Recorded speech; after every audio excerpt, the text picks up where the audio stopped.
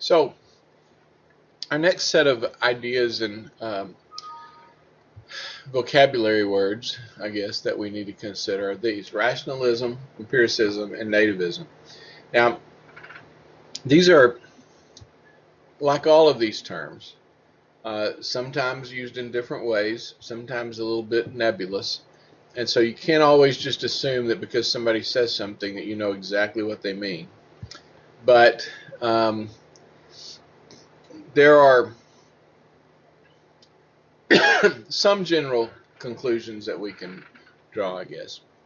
So when we're thinking about rationalism, the basic thing there, and if you can look at these little bubbles, it says source of knowledge, justification for our beliefs, and source of conceptual apparatus. Okay? So what we know and how we think we know it. Now, these are three different ways of doing that. One is that we start with rationalism, and what rationalism says is that the source of knowledge and the source of our conceptual apparatus and the justification of our beliefs is reason. It's thinking. It's using your head. Okay? That's going to involve science. It's going to involve well, let me back up. See, I've already kind of conflagrated them there. Sometimes we think of scientists as being rational because they look at evidence, okay? But looking at evidence is somewhat considered to be empiricism, right? Scientists are empiricists. However, in the philosophy world, we're saying that if you're doing things by looking at evidence and thinking through things and using your reasoning capabilities, then you're being a rationalist.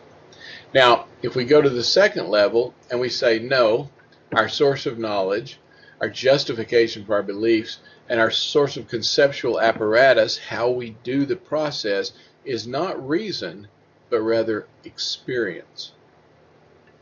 Well, that's a philosophical empiricism that says, I know because of experience, because of my experience, okay?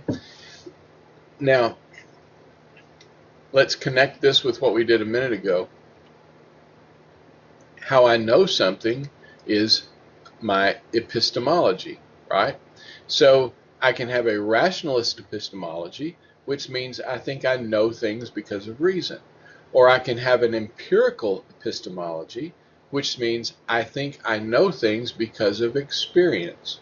Or thirdly, I can have a nativist epistemology because I believe that the source of knowledge, the justification for my beliefs, and the way that I do that comes from God and or nature. Okay? So, three basic ways of doing our epistemology. Now, these are not always exclusive. One of the things that you have to kind of get a grip on if you think about these is that they're pure categories, but they're not pure in real life. People who are mostly rationalists are also empiricists and nativists to a certain extent. People who are nativists are also empiricists. So you've got lots of combinations, and as we look at these historical figures, philosophers and psychologists, and theologians, they're going to do a combination of these things, okay? But if we label them, it's probably because that's mostly what they are. So you need to know that nobody's perfect in any of these categories. It's a kind of like, what did they emphasize the most? What are they mostly? Rationalist, empiricist, or nativist? Because everybody is probably some combination of those, okay?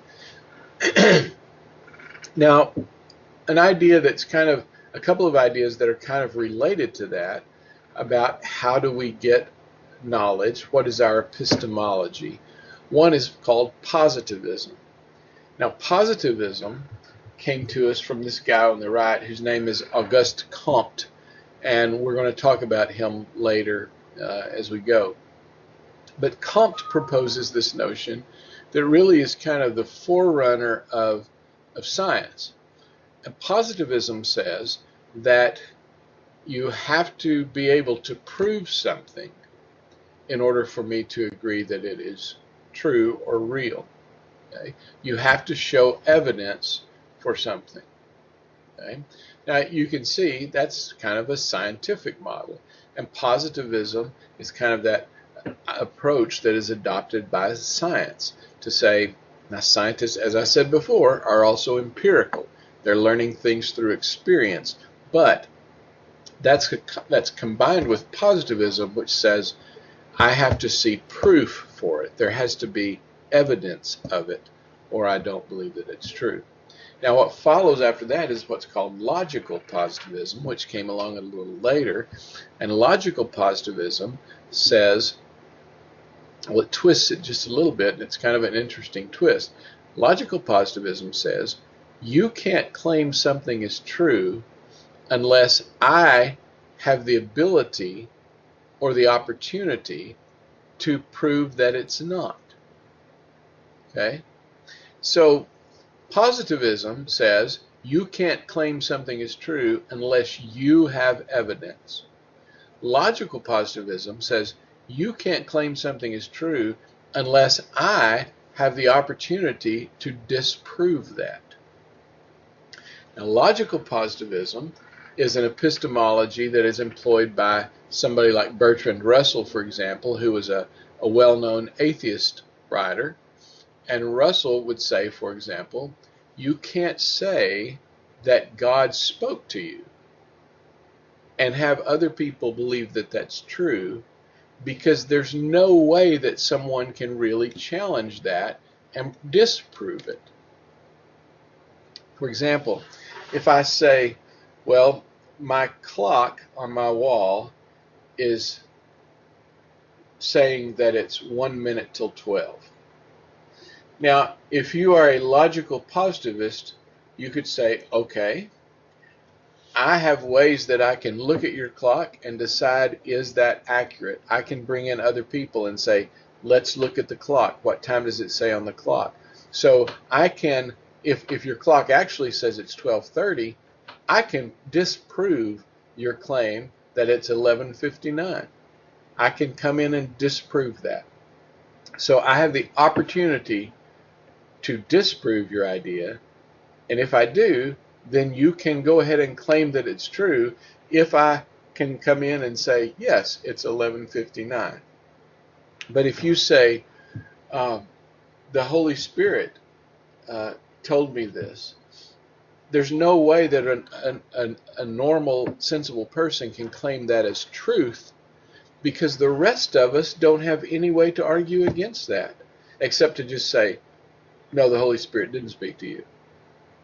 Because it's this nebulous, spirit-oriented kind of thing, there's no way that I can disprove it. So the positivist would say, there's no way you can prove the Holy Spirit spoke to you. The logical positivist would say, I don't have an opportunity to really challenge that, therefore you can't claim it as truth. Now, those may sound a little complicated, but if you think through them a little bit, you'll see that they're not quite. The third one on this page is pragmatism. Pragmatism is a philosophical approach to epistemology that says something is true if it works. Something is true and real. I know something if I've seen it work, if I can see the product, if I can see what it produces, then I know that that thing is real and true. Okay? So if you say the earth revolves around the sun, okay? Well, if I can then look at that and say, wow, every morning this thing happens, and I know that the sun is staying in one place, so yes, I can see that. It works, okay? If you say, when I have a bucket of gasoline and I throw a match into it, that gas will explode. Well, then you show me that, and I say, wow, that's actually true. How do I know it's true? Because it worked. It did it. The result was there. The evidence was there. Now, that's a little bit like empiricism, and it's a little bit like positivism, but it's based on something working. Okay, as opposed to me looking at the clock and another person looking at the clock and agreeing what time it is. Pragmatism is based on a product, something that happened, something that worked. But it's another way of doing epistemology, another way of saying, I know something. I know this because of this. Now, another thing that we're going to talk about some is subjectivism versus objectivism. Now, this is not terribly complicated, and you probably already got this in your head. But subjectivism means that I am thinking about what I think, what I feel, what I believe. It's about me. Okay? Objectivism takes me out of the picture and says, let's measure this thing, let's look at this thing, and take my viewpoint out of it. Let's take my bias out of it. Let's take my particular circumstance out of it. It's going to be totally objective. Okay? So subjectivism is that my experience is worthwhile, my thoughts are worthwhile, my thought processes are valid. Objectivism says what's valid is something where the individual is pulled out of the way and it's measured objectively. Okay? It's more scientific. Lastly, in this group, and then we'll stop for a bit, is the notion of determinism. Now, determinism shows up over and over and over in psychology, and I'm sure you have some concept of this, but this is a big, big, big question, and we'll come back to it several times. Determinism is that something outside of me decides, causes, determines what my life is going to be. Okay? If I'm a pigeon in a cage and somebody's feeding me food pellets, then I'm pretty much controlled and determined. But of course you know that we don't necessarily think that that only applies to pigeons. People are determined and controlled also.